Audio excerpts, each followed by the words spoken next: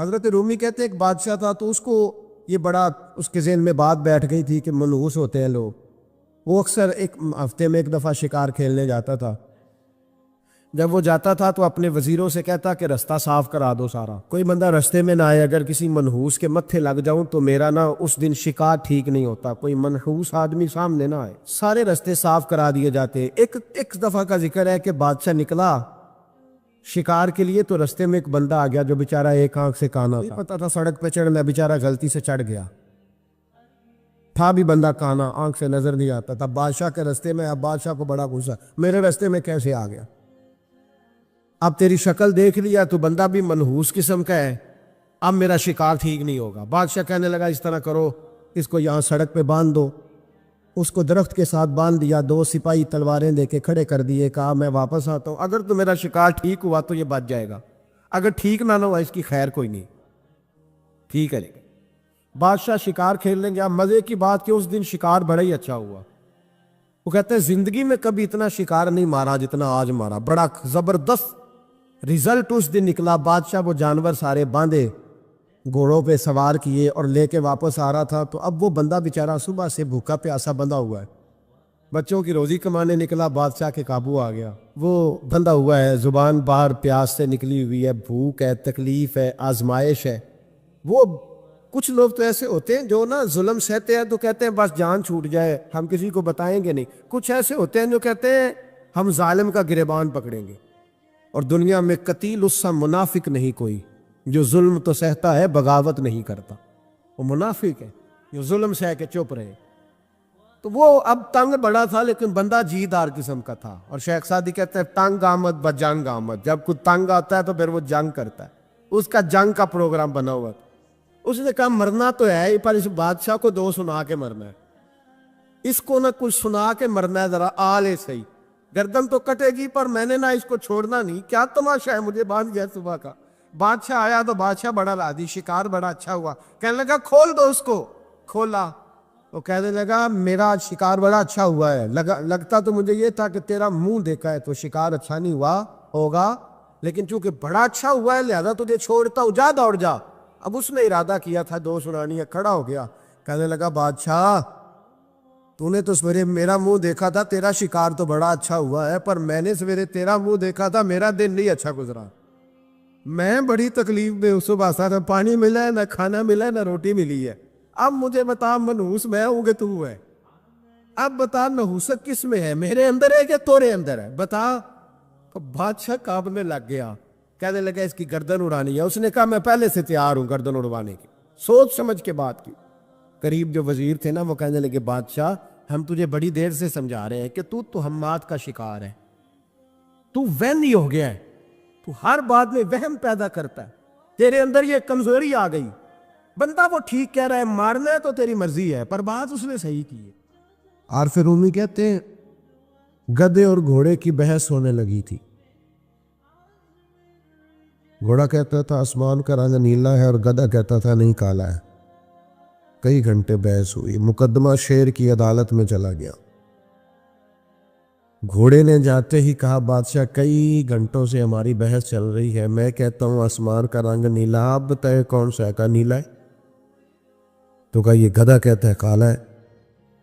بادشاہ سلامت فرمانے لگے کہ بات بھی گھوڑے کی ٹھیک ہے اور گھوڑے کو عمر قید کی سزا بھی ہے. گھوڑے نے کہا سزا کس بات کی؟ اس نے کہا سزا اس بات کی کہ تم نے گدھے سے بحث شروع کر دی, تمہیں سمجھ نہیں آئی یہ گدھا ہے. کچھ گدھے ہیں ان سے بحث نہیں ہوتی, کالو سلاما, ان کو سلام کیا جاتا ہے بھائی. اب آپ گدھے سے بھی بحث کریں گے, وہ ہمارا معیار نہیں ہے, ہمارا سٹیٹس نہیں ہے. اس آدمی کے ساتھ بات کرنا یہ ہمارے معیار کے خلاف ہے. آپ کبھی بھی کسی گدھے سے بحث نہیں کریں, بلکہ کیا کریں اس کو سلام کرے اور کوشش کرے تھوڑا دور سے کرے, تھوڑا سا ہٹ کے کریں دور سے, کالو سلام. اور اگر کوئی ایسا شخص ہو جو نادانی میں جہالت کا مظاہرہ کر رہا ہے تو پھر تو اللہ والوں کا طریقہ محبت کرنے کا ہے, پھر اللہ والوں کا طریقہ درگزر کرنے کا ہے. پھر اللہ والے سمجھ جاتے ہیں کہ اس کی شعوری طاقتیں اتنی، پھر وہ اس پر سختی نہیں کرتے۔ میں آپ کی خدمت میں عرض کروں گا، ہمیں اپنے بچوں کی نادانیوں پر ان پر سختی نہیں کرنی چاہیے۔ اگر کوئی ان پڑھ آدمی نادانی کرے تو ہمیں سختی اپنے بچوں کو اس ترتیب سے ہمیں قائل کرنا ہے کہ انہیں پتہ ہی نہ چلے کہ ان کی تربیت کی جا رہی، غیر محسوس طریقے سے۔ جب 15 لوگوں کے بیچ بیٹھ کے ہم اپنے بچے کا شکوہ کرتے ہیں نا کہ دیکھو جی باقی تو سارے ٹھیک تھے، یہ نالائق بھی ہے، نافرمان بھی ہے، ضدی بھی ہے، تو آپ اسے پکا کر رہے ہیں ضد پر، آپ اسے نالائکی پر پختہ کر رہے، آپ اس کا ذہن بنا رہے بغاوت والا، خدا را۔ ہمارے بچے، نبی کریم علیہ السلام کا طریقہ مبارکہ یہ تھا کہ اگر کبھی کسی شخص کی شکایت آتی تو سرکار اس خوبصورتی کے ساتھ اصلاح کرتے، اس پیار کے ساتھ سمجھاتے۔ میں کیا کروں، میری ملت کا جوان برا نہیں ہے، اس کے باطن میں گناہ نہیں ہے، یہ تو بدلنا چاہتا ہے، یہ تو ٹھیک ہونا چاہتا ہے۔ جس کلین شیپ نوجوان کو آپ روز چوک میں کھڑا ہوا دیکھتے ہیں نا، اس کے قریب جا کے کبھی حضور کا نام لینا، اس کی آنکھیں نور سے بھر جاتی۔ یہ کیا سمجھ لیا ہے کہ یہ اگر بظاہر کسی وقتی شرارتوں کا شکار ہے اور دنیا کے کسی جو ہے وہ میلے ٹھیلوں کا شکار ہے تو یہ بالکل دور ہو گیا ہے۔ آپ ان کے بارے میں جذبات عمدہ رکھیں، ان کو سمجھائیں تو ذرا خوبصورتی سے۔ اگر ابھی ایک نوجوان آ گیا حضور نبی کریم علیہ السلام کی بارگاہ میں، اس نے آتے ہی کہا یا رسول اللہ صلی اللہ علیہ وسلم مجھے بدکاری کی اجازت دے دیں، سخت جملہ، ناپسندیدہ ہے، بوجھ بننے والی بات۔ حضور نے ڈانٹا نہیں، نبی کریم علیہ السلام نے کوئی تلخ بات نہیں کی، حضور نے قریب بٹھا لیا اور تھپکی دے کے کہا بیٹا تم پسند کرتے ہو کوئی تمہاری بہن سے بدکاری کرے کہ تمہاری بیٹی سے بدکاری کرے؟ باقی جو رشتے ہیں، ماں ہے، خالہ ہے، پھپھا ہو، ان کے لیے تم پسند کرتے ہو؟ اس نے کہا سوال ہی پیدا نہیں ہوتا، جرت ہے کسی کی؟ تو محبوب فرمانے لگے جن سے تم بدکاری کی اجازت مانگ رہے ہو کسی کی تو بیٹی ہوگی، بہن بھی ہوگی، کہیں وہ خالہ بھی ہوگی، پھپھو بھی ہوگی۔ وہ رشتوں کے سارے تقدس جو تمہارے گھر کی خواتین کو حاصل ہیں وہ اسے بھی تو حاصل ہوں گے۔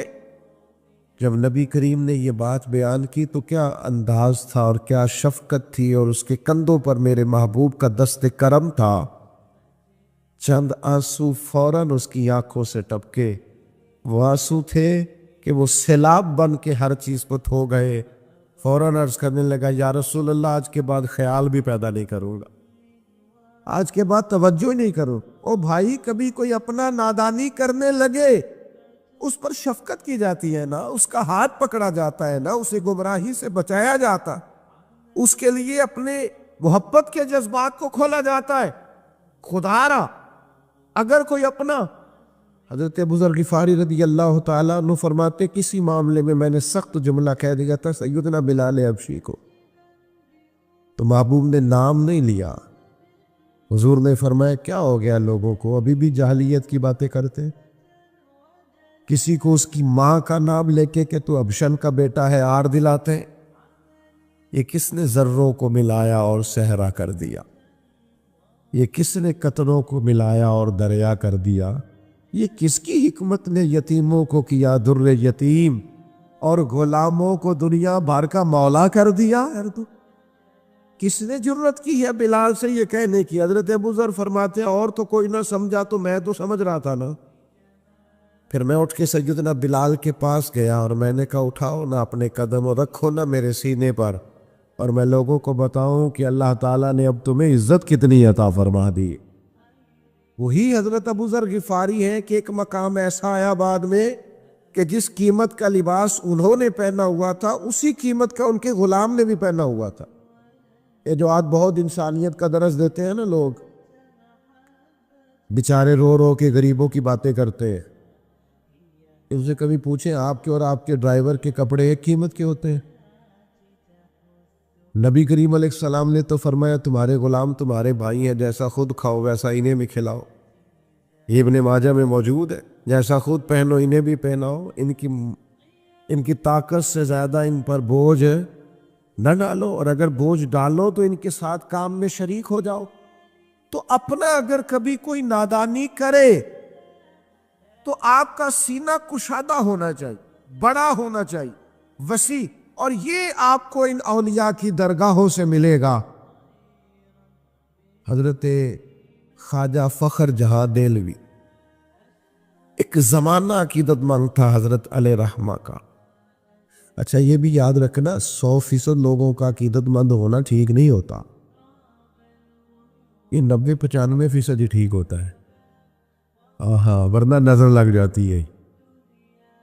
یہ تھوڑا بہت جو 2-4 لوگ ہوتے ہیں نا، یہ بھی بیچارے کسی مخلوق میں حکمت کا تقاضا ہوتے ہیں۔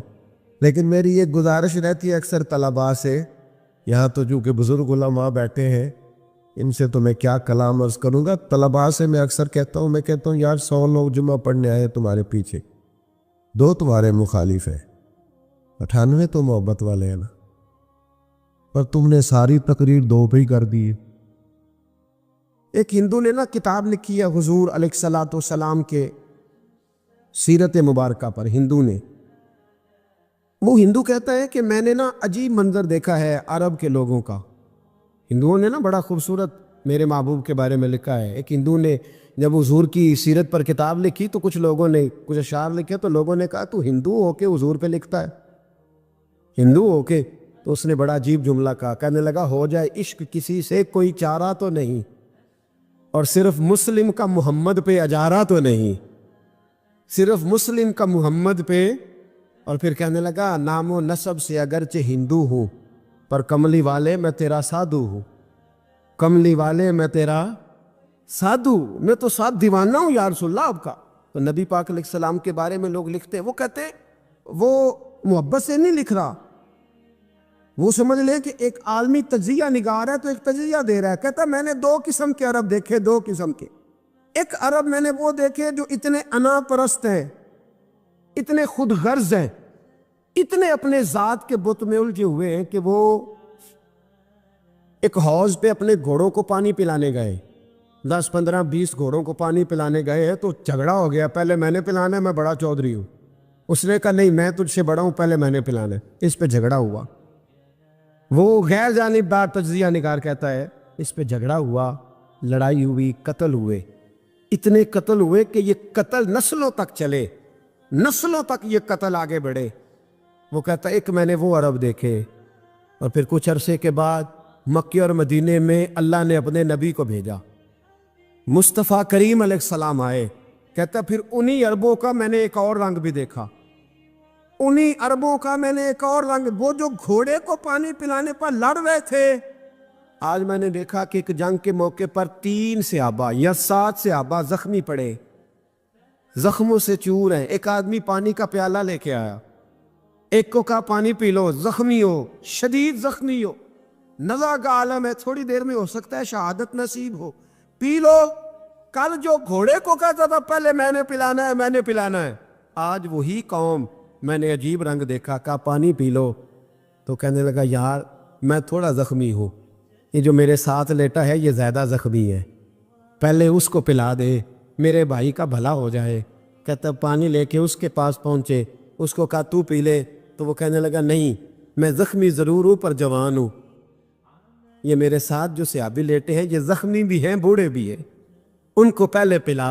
میں بات کہتے ہیں میں تیسرے کے پاس گیا تو اس نے کہا نہیں یار چوتھے کو پلا، وہ زخمی بھی ہے بیمار بھی ہے، اسے زیادہ ضرورت ہے۔ کہتے چوتھے کے پاس گیا تو وہ تڑپ اٹھا، کہنے لگا 5ویں کو پلا، اس لیے کہ اسے زخم مجھ سے پہلے لگا ہے، اس کا جہاد بھی مجھ سے سخت ہے۔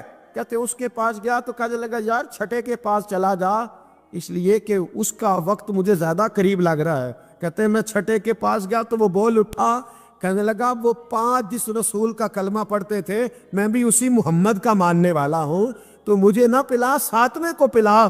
کہتے اس کے قریب گیا اور میں نے وہ منظر دیکھا کہ وہ کہنے لگا نہیں اگر وہ 6 قربانی دے سکتے ہیں تو میں نے بھی نبی پاک سے تربیت لی ہے، تو پہلے کے پاس جا، کہتے ہیں میں اس کے پاس جا کے کھڑا ہوا تو روح پرواز کر گئی.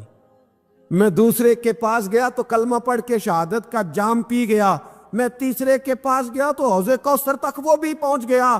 کہتے ہیں ساتوں کے ساتوں وصال کر گئے, پانی میرے ہاتھ میں تھا اور میں اس صحرا میں کھڑے ہو کے سوچ رہا تھا یہ وہ لوگ ہیں جنہوں نے دل کا کلمہ بھی پڑھا ہے, روح کا کلمہ بھی پڑھا ہے.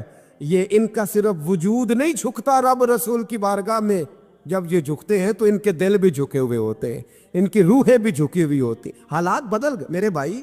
ایک زمانہ وہ تھا جب حضرت عمر فاروق کی لونڈی نے کلمہ پڑھا. ہاں حضرت عمر لونڈی نے کلمہ پڑھا تو حضرت عمر نے اسے الٹا لٹکا لیا, درے مارتے. بی بی کہتی عمر مجھے اتنا مارتے کہ مارتے مارتے تھک جاتے, پھر پانی منگاتے, پانی پی کے پھر مارتے.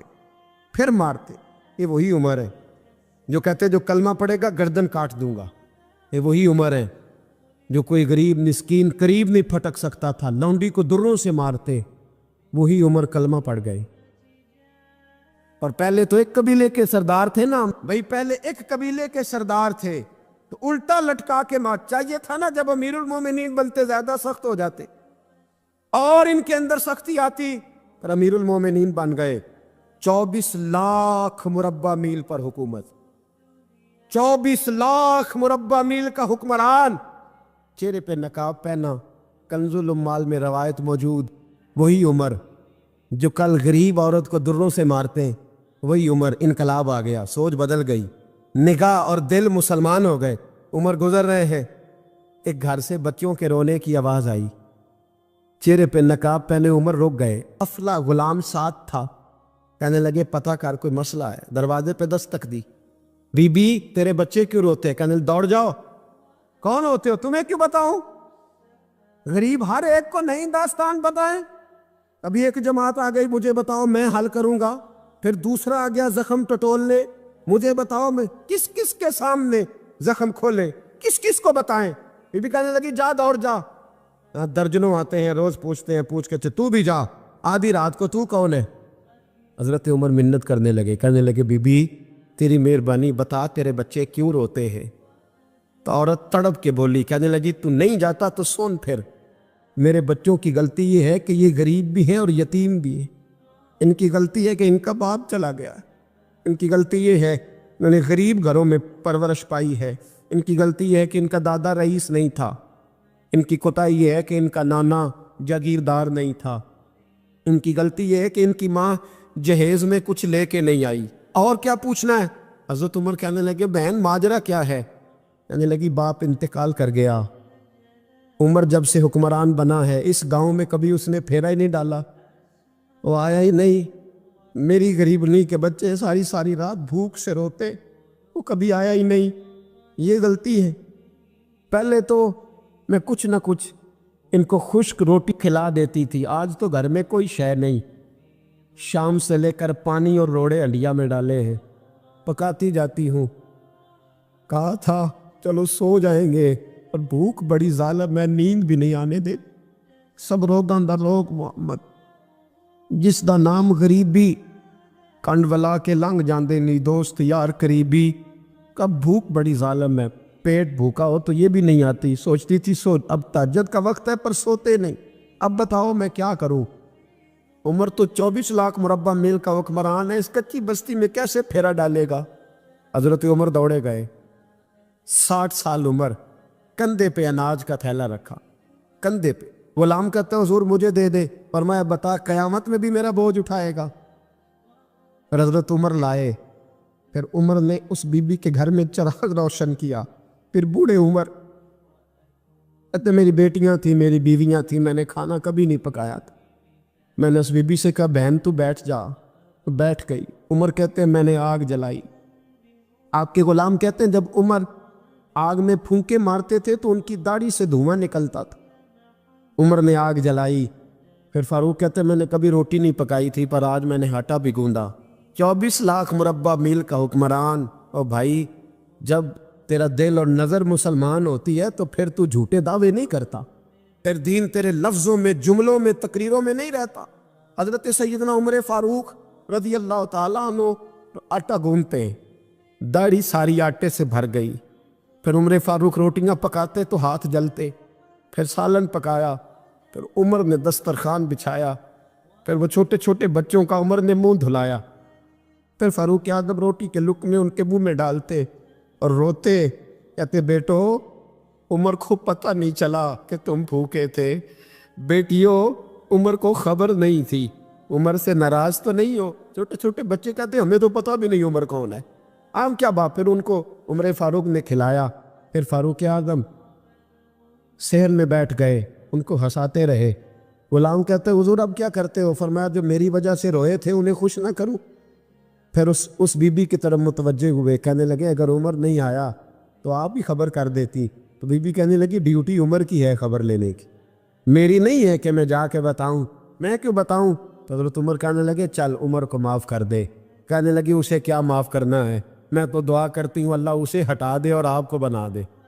मेरी दुआ है कि वो चला जाए आप आ जाएं। फरमाया अगर मैं बन जाऊं तो उमर को माफ़ कर दोगी? कहा हाँ कर दूंगी। तो हज़रत उमर ने चेहरे से नकाब उतारा।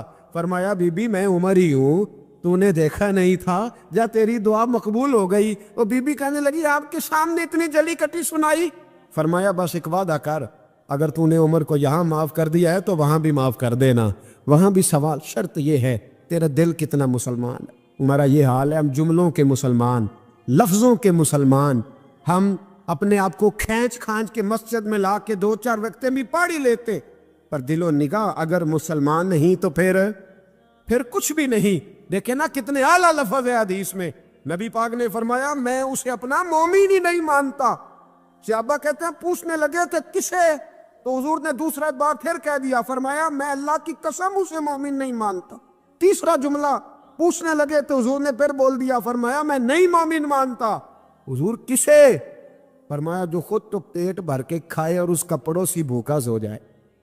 3 दफा हुजूर ने कहा मैं मोमिन ही नहीं मानता। इतनी मर्जी तस्बीह पढ़े ना मर्जी रब रब कहे। तो मेरे भाई याद रखे, दाता साहब रहमतुल्लाह अलैह फरमाते इल्म हमेशा इसलिए सीखना कि अल्लाह तबारक व तआला तुम्हें उसका नफ़ा अता करे। और फिर आगे बढ़ते हैं तो आप फरमाते हैं जब इल्म सीख लो तो फिर ना अल्लाह रसूल से इश्क करना।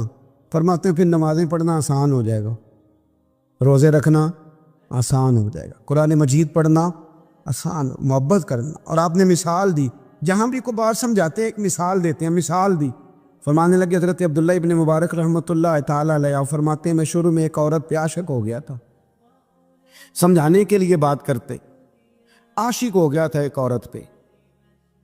तो मैंने शाह की नमाज उसके महल्ले में जाके पढ़ी। चूँकि मेरा मजहबी घराने से ताल्लुक़ था, नमाज में पढ़ता था, तो इमाम साहब जो थे ना, ये दाता साहब ने लिखा है कशफुल माजूब, इमाम साहब ने ना आयात ज़रा लंबी पढ़ी। तो मेरे दिल में ख्याल आया कि मौलाना आप तो फारिग हैं, तो हमें तो और भी काम है।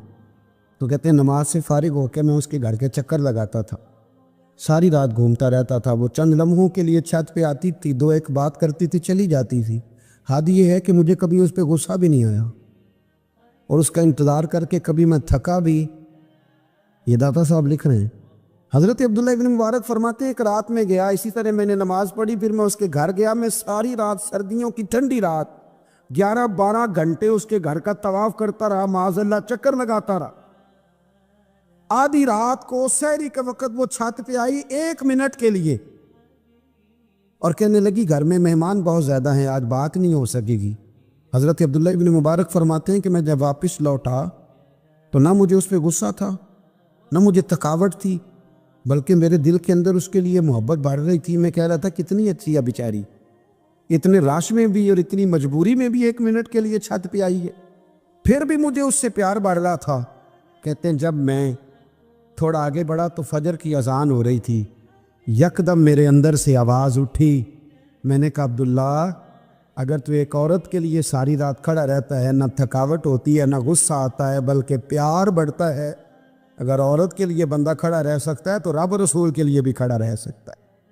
फिर तरावी पढ़ना कोई इतना मुश्किल काम नहीं है, फिर तहज्जुद के लिए उठना कोई मुश्किल काम नहीं है। शर्त यह है कि प्यार हो जाए।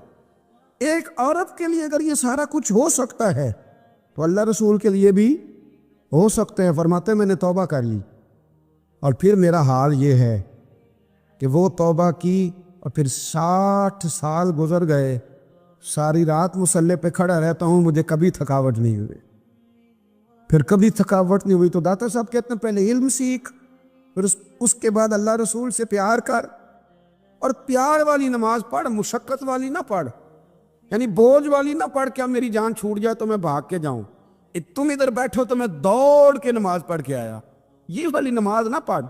پھر تو آیا تو پھر ذوق پیدا کر، پھر تیرے اندر شوق ہو، پھر تو توانائی والا جذبہ رکھے دین کے معاملے میں۔ پھر داتا صاحب ایک تیسری بات ارشاد فرماتے، ایک تیسری بات داتا صاحب کرتے ہیں، داتا صاحب کہتے ہیں کہ یہ یاد رکھ کہ جو تجھے اعزاز ملے گا نا زندگی میں، اعزاز تجھے جو زندگی میں ملے گا، اور کوئی کرامت اگر تجھے ملے گی تو وہ صرف نبی پاک علیہ السلام کی سنت اور شریعت کی وجہ سے ملے گی۔ تو جتنے مرضی چلے کاٹ لے، وظیفے کر لے، کالا جادو، نیلا جادو، پیلا جادو، جو مرضی تو سیکھ لے، اگر تجھے کوئی اللہ شان دے گا تو صرف اس لیے دے گا کہ تو نبی پاک کے دین پہ عمل کرتا ہے۔ کس نے لکھا ہے؟ اللہ کرے آپ کو میں یاد کرا سکوں، اللہ کرے ایسا ہو جائے اور میری جماعت سمجھنے لگ جائے کہ داتا صاحب کہتے ہیں سنت شریعت پہ عمل کرنا چاہیے، اور میں کوئی ایسی چھپی چھپائی بات بھی نہیں کر رہا، اس کو چلا دے، کوئی ایسی چھپی چھپائی بات بھی نہیں کر رہا، کشف المحجوب دنیا کی ہر زبان میں اردو میں ملتی ہے، آپ لے کے دیکھ سکتے۔ داتا صاحب فرماتے ہیں اعزاز جو تمہیں ملے گا نا، اگر شان چاہتے ہو، وہ ہمارے نا بہت سارے ایسے لوگ ہیں جو کہتے ہیں کوئی ایسی چیز ہاتھ لگے، اعلیٰ دین کا چراغ ایسے گھسایا جائے اور فوری طور پہ پیر صاحب نے کہہ دیا تو ریل پیل ہو گئی پیسوں کی، تو میں کہتا ہوں یہ تو دین کا مزاج ہی نہیں، یہ تو دین کی طبیعت ہے ہی نہیں، یہ تو ذوق ہی نہیں دین کا، یہ طبیعت ہی نہیں، مزاج ہی نہیں۔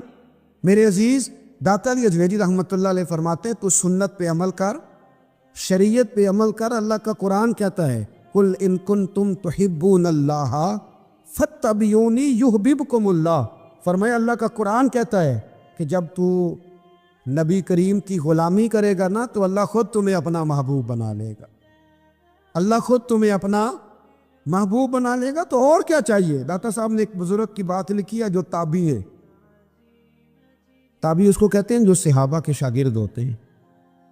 ایک بزرگ کی بات لکھی جو تابعی ہیں، وہ فرماتے ہیں کہ ان بزرگوں کا طریقہ یہ تھا کہ وہ لوگوں سے چھپ کے نا پہاڑ کے پیچھے عبادت کرتے تھے، اور پوزیشن ان کی یہ تھی کہ کسی سے ملتے نہیں تھے، بالخصوص فجر کی نماز سے لے کر عصر کی نماز تک بکریاں رکھی ہوئی تھیں، ان کو چراتے رہتے تھے فرات کے کنارے اور نفل پڑھتے رہتے تھے۔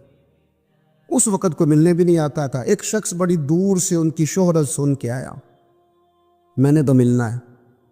لوگوں نے کہا وہ اس وقت نہیں ملتے، ناراض ہوتے ہیں۔ اس نے کہا اللہ کا بندہ ہے نا، ناراض ہو بھی جائے گا تو لمبا ناراض رہے گا نہیں، اللہ والے جلدی راضی ہو جاتے ہیں۔ پہنچ گئے، اب وہ بابا جی نماز پڑھ رہے تھے تو کہتے میں نے عجیب منظر دیکھا کہ بابا جی فرات کے کنارے نماز پڑھ رہے ہیں اور ایک بھیڑیا ان کی بکریوں کی حفاظت کر رہا ہے۔ کہتے میں حیران رہ گیا کہ بھیڑیا تو بکریاں کھایا کرتا ہے اور یہاں چرا رہا ہے۔ کہتے میں جب گیا تو بابا جی نوافل میں مشغول تھے، مجھے دیکھ کے کہنے لگا اس وقت کیوں آئے؟ میں نے کہا حضور اگر آئے گیا ہوں تو پھر مہربانی کرے قبول فرما لے۔ میں بیٹھ گیا تو میں نے کہا حضور یہ بھیڑیا بکریاں چرا رہا ہے، بھیڑیا اور بکریے کی صلح کب سے ہو گئی؟ تو فرماتے ہیں لمبی تقریر نہیں، ہلکا سا جملہ، فرمانے لگے جب سے بکریوں کے مالک نے رب سے صلح کر لی ہے نا، تب سے بھیڑیوں نے بھی بکریوں سے صلح کر لی ہے۔ بکریوں کے مالک نے رب سے صلح کر لی، گناہ چھوڑ دیے، اس کی فرما برداری میں آ، اب پھر اسے بکریاں چلانے کی ضرورت نہیں رہی، بکریاں نہ اب بھیڑیا چراتا ہے۔ کہتے ہیں میرے اوپر کپ کپی طاری ہو گئی بزرگوں کی بات سن کے، اور مجھے پیاس لگی اور خواہش آئی کہ پتہ نہیں اب بابا جی کچھ کھلائیں پلائیں گے بھی کہ نہیں، بابا جی کچھ کھلائیں گے بھی کہ نہیں۔ کہتے میرے دل میں خیال تھا تو بزرگوں نے نا ایک لکڑی کا پیالہ، ان کے پاس وہ غار میں بیٹھے تھے تو ایک چھوٹا سا پتھر تھا، اس کی ڈھلان بنی ہوئی، بابا جی نے اس کے نیچے لکڑی کا پیالہ رکھا، وہ رکھا ہی تھا تو وہ دودھ سے بھر گیا۔ کہتے انہوں نے مجھے دیا تو ٹھنڈا اور میٹھا دودھ، میری طبیعت خوش ہو گئی۔ بابا جی نے نا دوبارہ وہی پیالہ اسی جگہ رکھا تو شہد سے بھر گیا۔ 1000 سال پہلے داتا صاحب لکھ رہے ہیں، کہتے مجھے دیا، میں نے فوراً کہا، میں نے کہا حضور یہ دودھ تو گائیں بھینس دیتی ہے، پہاڑوں سے تو نہیں نکلا کرتا، اور شہد تو شہد کی مکھیاں دیتی ہیں، پتھروں سے تو نہیں نکلتا، یہ آپ کہاں سے نکال رہے ہیں؟ تو کہتے ہیں وہ قرآن مجید پڑھنے لگے. وَإِذْ مُوسَىٰ لِقَوْمِهِ، جب موسیٰ کی قوم نے ان سے پانی مانگا، فرمانے لگے موسیٰ کی نافرمان قوم پانی مانگے، حضرت موسیٰ پتھر پہ ڈنڈا مارے تو اللہ وہاں سے 12 چشمے جاری کر دے. جو رب حضرت موسیٰ کی نافرمان قوم کے لیے پتھر اور پہاڑوں سے چشمے نکال دیتا ہے نا، وہ محمد عربی کے غلاموں کے لیے پتھر اور پہاڑوں سے دودھ اور شہد بھی نکال دیا کرتا ہے. وہ بزرگ کہنے لگے بس بات یہ ہے کہ آج بھی ہو اگر ابراہیم کا ایمان پیدا تو آگ کر سکتی ہے انداز گلستاں پیدا.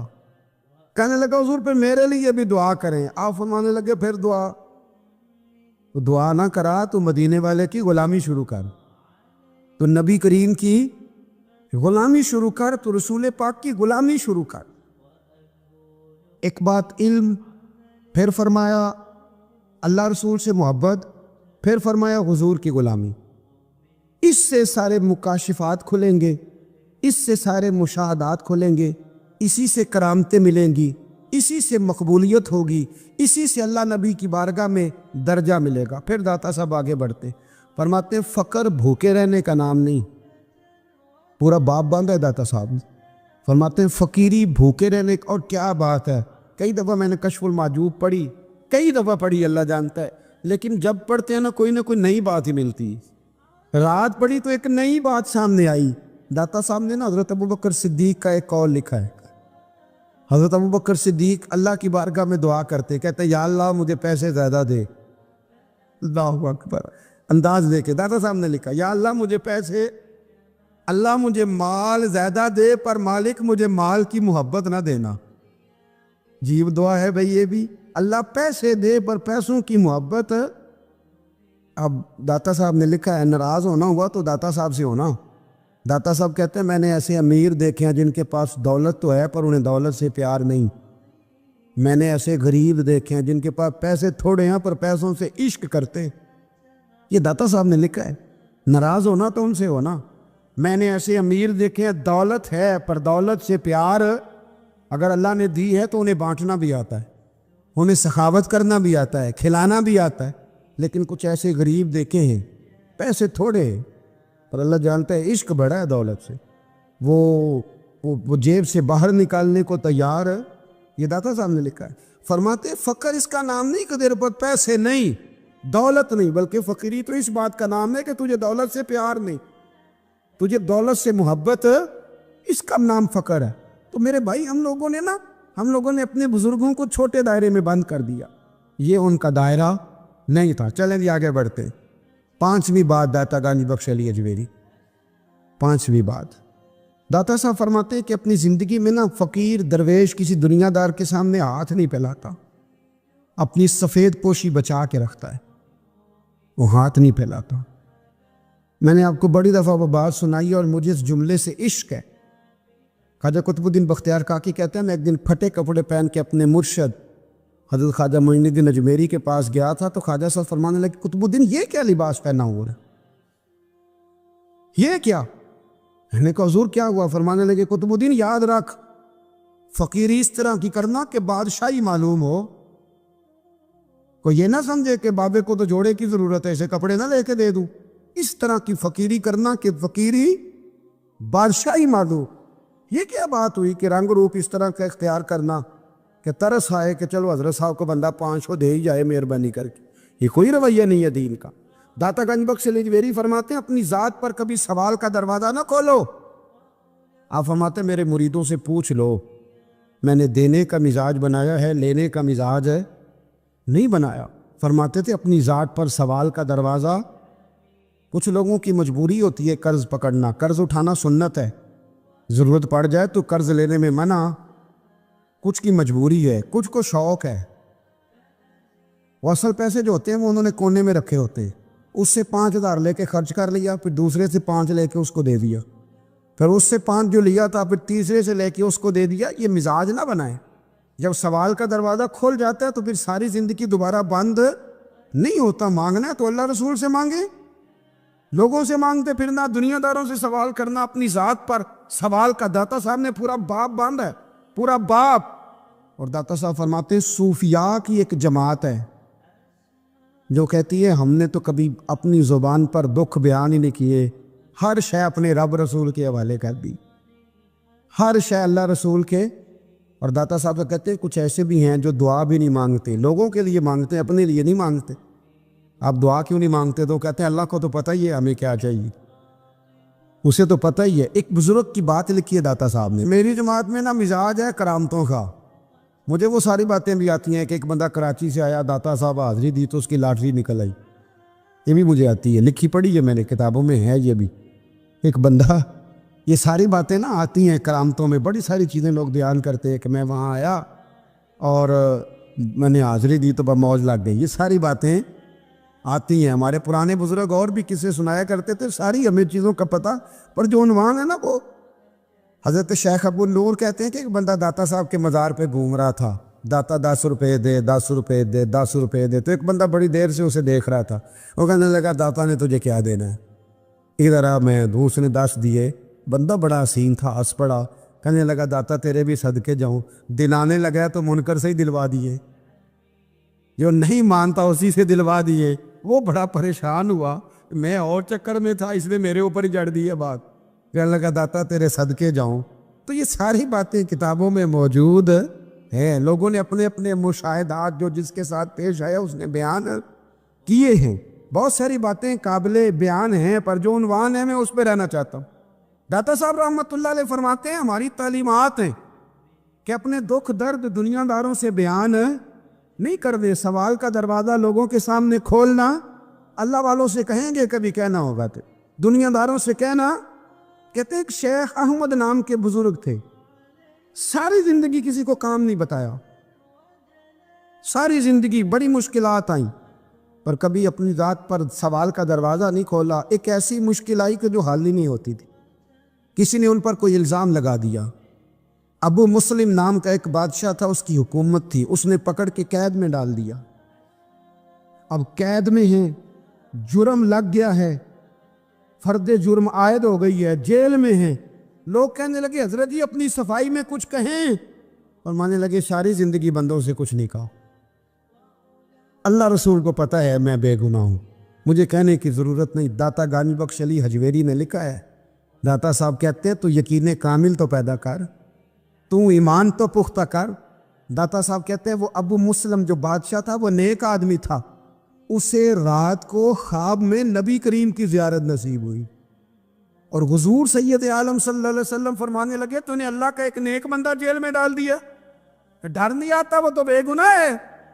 بادشاہ آدھی رات کو خود اٹھا، دادا صاحب فرماتے ہیں کسی گارڈ کو نہیں بھیجا، پولیس والے کو نہیں بھیجا، جیلر سے نہیں کہا، خود گیا، جا کے جیل کا دروازہ کھولا، دروازہ کھول کے اس درویش کو آزاد کیا، کہنے لگا بابا جاؤ مجھے پتہ چل گیا بے گناہ ہے۔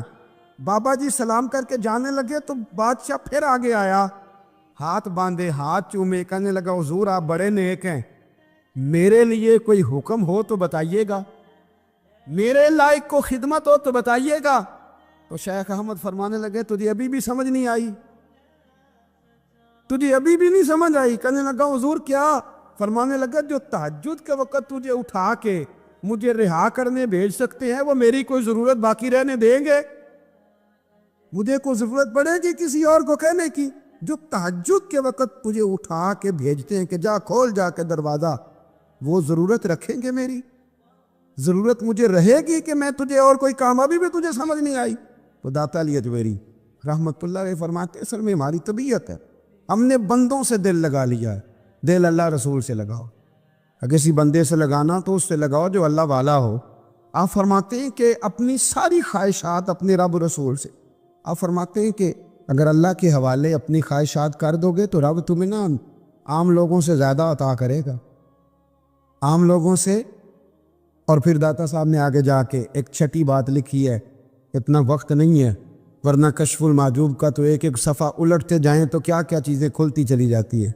داتا صاحب نے لکھا ہے، داتا صاحب فرماتے ہیں اگر تو چاہتا ہے نا رب جلدی راضی ہو جائے، پھر اللہ کی مخلوق سے محبت کرنی شروع کرتے۔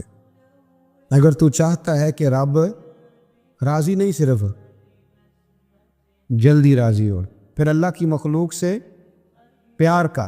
اللہ خود داتا صاحب اپنی بات کرتے ہیں، کہتے ہیں میں دریائے راوی سے گزر رہا تھا، یہ ایک اور جگہ آپ کی سیرت میں لکھا ہے، یہ کشف المعجوب میں نہیں ہے۔ راوی سے گزر رہے تھے تو داتا صاحب نے اکثر ٹینڈ کرا کے رکھتے تھے، کئی بزرگ ہیں جو سر پہ بال نہیں رکھتے، ٹینڈ کرائی ہوئی تھی تو کشتی میں گزر رہے تھے تو سامنے سے کچھ نوجوان بھی کشتی میں آ رہے تھے، تو آپ نے نا سر سے کپڑا اٹھایا، جب سر پہ کھجلی کر رہے تھے نا، یہ واقعہ اور بزرگوں کے بارے میں بھی کتابوں میں آتا ہے، داتا صاحب کے بارے میں بھی آتا ہے، سر پہ جب کھجلی کی نا تو بچوں نے ٹینڈ دیکھی تو ایک کہنے لگا ذرا دیکھو بابے کا سر کیسے چمک رہا ہے، ایک نے مذاق کیا اور باقی ہنسنے لگے، پھبتیاں کسنے لگے۔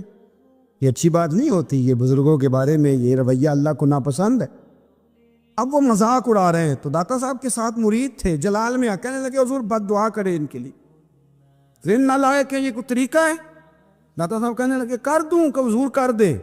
مرید کہتے ہیں داتا صاحب نے ہاتھ اٹھائے تو ہمارا خیال تھا اب یہ ڈوب کے مر جائیں گے، تو داتا صاحب نے ہاتھ اٹھا کے پتہ کیا فرمایا، کہا اے اللہ یہ جس طرح اب ہنس رہے ہیں نا انہیں ہمیشہ ہنستا ہی رکھنا، اللہ ان بچوں کو ہمیشہ ہنستا ہی رکھنا، یہ بیچارے کبھی روئے نہیں، ان کو ہنستا ہی رکھنا۔ اللہ اکبر، یہ دعا مانگتے مانگتے نا کنارہ آ گیا، داتا صاحب بھی کنارے پہ اترے تو وہ نوجوان بھی پیچھے آ گئے، آ کے آپ کے پیروں میں بیٹھے معافی مانگنے لگے، کہنے لگے حضور معاف کر دے۔ فرمایا ایک شرط ہے۔ وہ کون سی؟ فرمایا روز پڑھنے آیا کرو گے؟ میں کہا حضور آیا کریں گے۔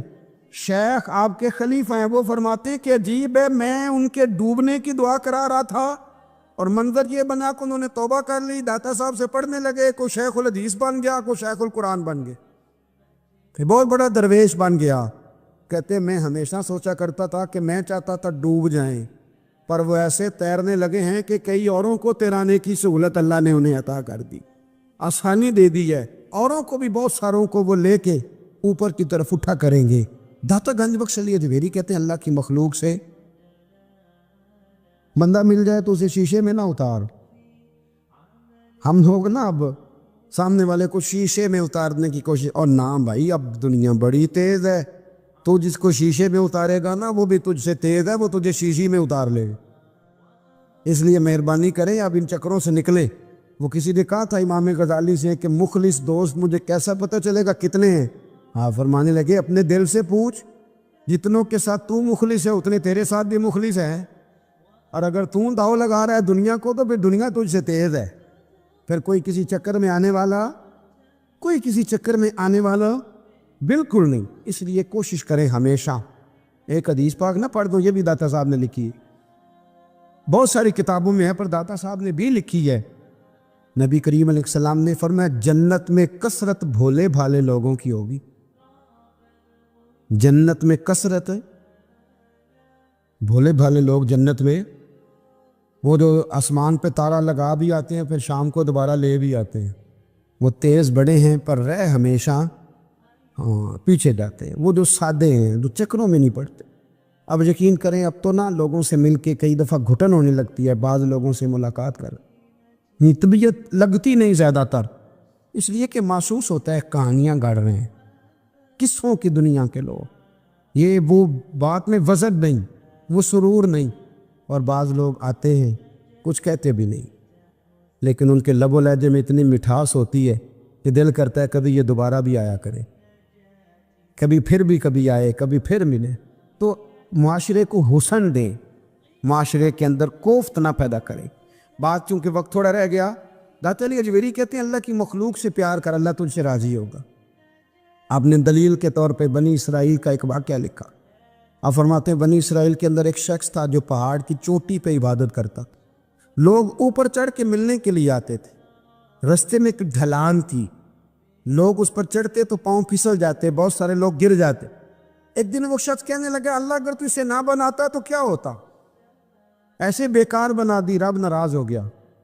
اس وقت کے پیغمبر علیہ السلام کو وہی فرمائی اسے کہو تو میری تخلیق پہ اعتراض کرتا ہے، جا میں نے تیرا نام ولیوں کی صف سے کاٹ کے نافرمانوں کی صف میں لکھ دیا۔ وہ نبی اس امت کے علیہ السلام تشریف لائے اور آ کے اسے کہا کہ رب کریم نے تیرا نام کاٹ کے نا ولیوں کی لسٹ سے نافرمانوں کی لسٹ میں لکھا ہے۔ کہنے لگا حضور اللہ نے خود لکھا ہے؟ کہا ہاں۔ وہ سجدے میں گر گیا، یا اللہ تیرا شکر ہے، یا اللہ تیرا شکر ہے۔ وہ پیغمبر فرمانے لگے یہ کیا کر رہے ہو؟ عرض کی حضور آپ نے کہا ہے نا اللہ نے میرا نام لیا ہے، میں کہاں اور میرا رب کہاں؟ اس نے میرا نام لیا ہے، حضور میں تو اپنے آپ کو کسی کھاتے میں نہیں سمجھتا تھا۔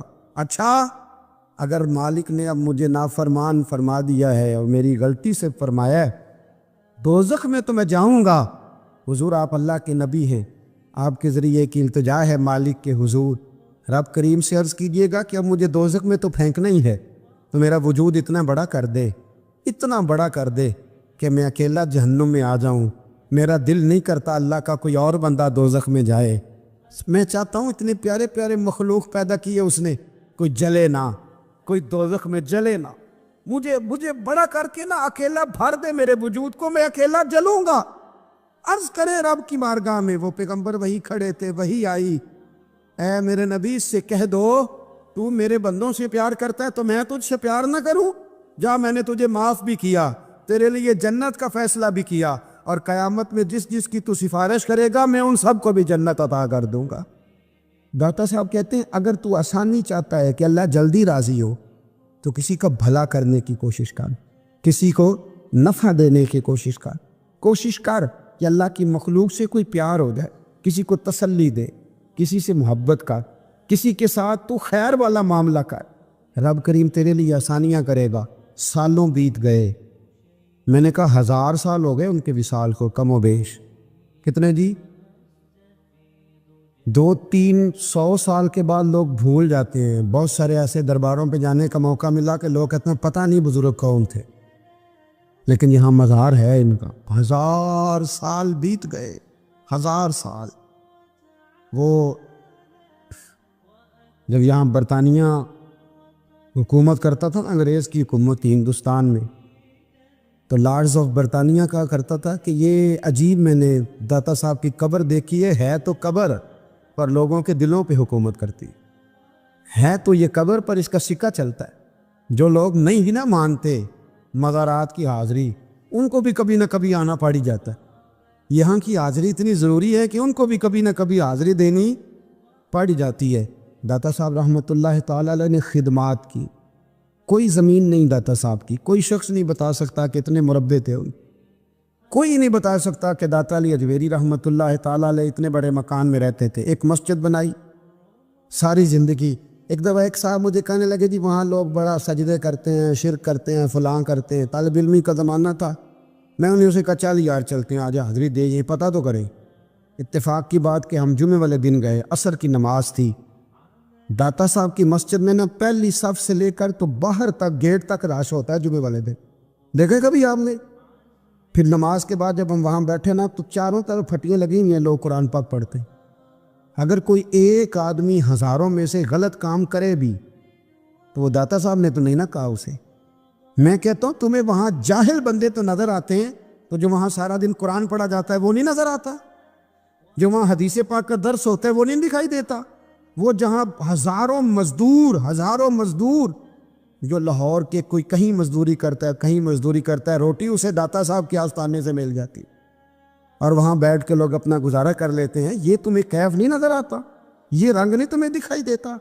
او بھائی وہاں ہر جمعے ہزاروں لوگ اللہ کے حضور جھکتے ہیں، کوئی ایک آدھ آدمی غلط کام کرتا تمہیں دکھائی دیتا ہے تو اس کو بنیاد بنا لیتے ہو۔ ہم جس دن گئے نا اس بندے کو تو ہم بیٹھے رہے، مگر قبر ایک بندہ بھی سجدہ کرنے والا نہیں ملا۔ میں نے کہا تو کہتا تھا لوگ قبر کو سجدہ کرتے، یہ تو سارے اللہ کو کر رہے ہیں، یہ تو سارے قرآن شریف پڑھ رہے ہیں، تو دعاؤں میں لگے ہوئے۔ داتا صاحب کے مزار کے ساتھ جو مسجد ہے آج بھی اس میں ہزاروں لوگ اعتکاف کرتے، جگہ نہیں ملتی اعتکاف بیٹھنے۔ بھائی کیا بات کرتے، وہ تو دنیا سے چلے بھی گئے تو پھر بھی لوگوں کو اپنے مزار پر نمازیں ہی پڑھوا رہے ہیں، قرآن ہی پڑھوا رہے ہیں، جمعے ہی ہو رہے۔ درس داتا صاحب کے مزار پر مدرسہ قائم ہے جامعہ اجویریہ، درس نظامی کی کلاسیں لگتی ہیں، کتابیں چھپتی ہیں، دین کا کام ہوتا ہے، وہاں ایک پورا انسٹیٹیوٹ قائم ہے۔